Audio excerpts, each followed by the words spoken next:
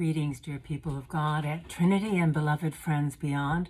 Thank you for joining me for this week's Reflections from the Other Side. Tea time is one of Addie and Rory's favorite times, especially with me, their bibi, which means grandmother in Swahili. I gave them their first tea set.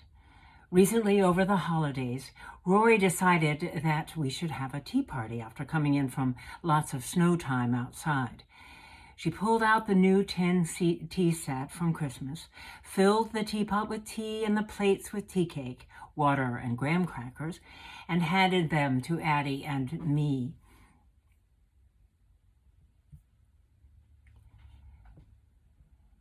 We sat in a circle. We crooked our fingers and blew on the hot tea before slurping it down. "This is fun," I commented as we clicked cheers and broke up more graham crackers for dipping. Rory sat back and carefully put her cup down and said, "I feel fun," she said. "I feel fun." Now, Rory had been a bit sniffly for a few days, and all of us had been asking her, "How are you feeling, Rory? Are you feeling better?"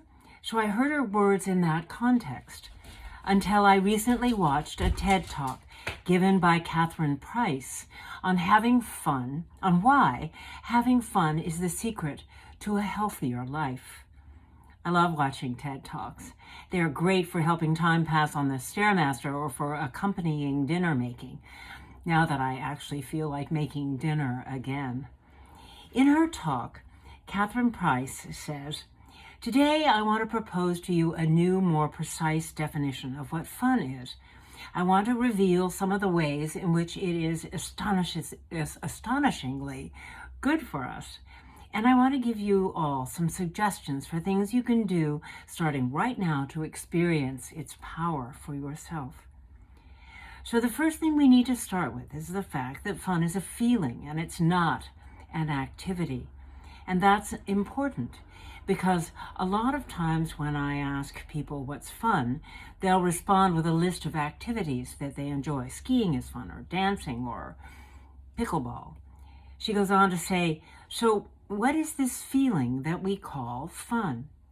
When people tell me their stories about fun, it's really interesting because the details are all different and often quite mundane, but the energy running through them is the same. There were 3 factors that are consistently present: playfulness, connection, and flow. By playfulness, she says, I do not mean you have to play games or, God forbid, make believe. I just mean having a light-hearted attitude of doing things for the sake of doing them and not caring too much about the outcome, letting go of perfectionism. When we have fun, our guard is down and we're not taking ourselves too seriously.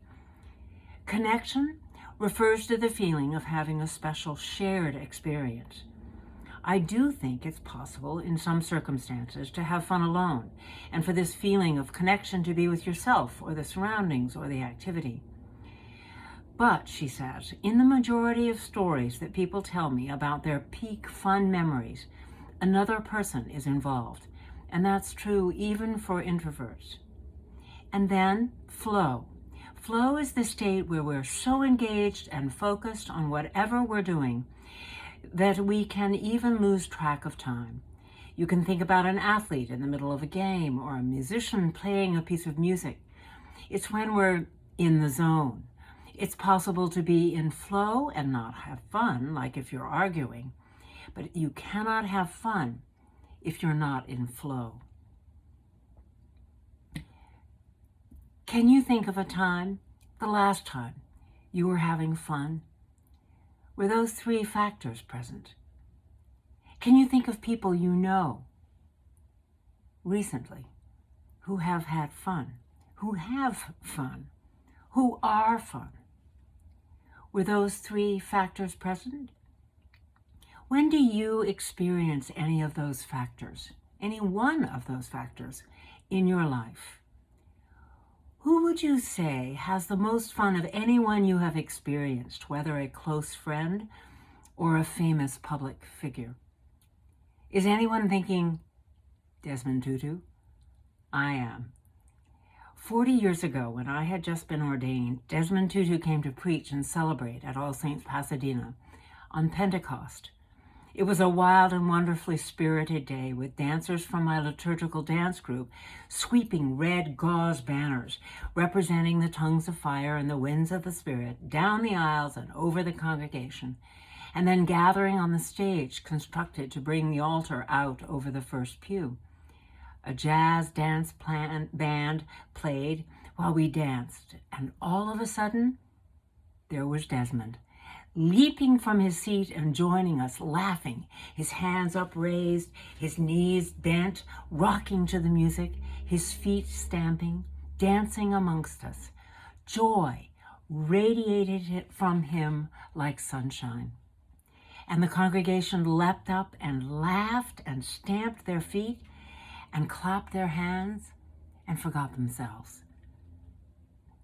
So much pain, so much injustice, so much violence Desmond had witnessed and wept over and rallied against, and still he radiated joy. And don't get me started about the friendship, the joy, and the laughter shared between the Dalai Lama and Desmond Tutu. Speaking of laughter, if you're looking for people having fun, just listen for the laughter. As Anne Lamott says, laughter is carbonated holiness. We don't all need grandchildren to teach us how to have fun, to remind us to be playful, to make us laugh, though they do help. We all have the capacity to have fun. We just may be a bit rusty. We may feel a bit overwhelmed. We may have experienced in the last year of our life many reasons why fun is hard to experience. But remember, fun is a feeling that lights you up from the inside out. It doesn't depend on outer circumstances. Fun is a feeling that lights you up from the inside out. Maybe that's where halos come from. Amen.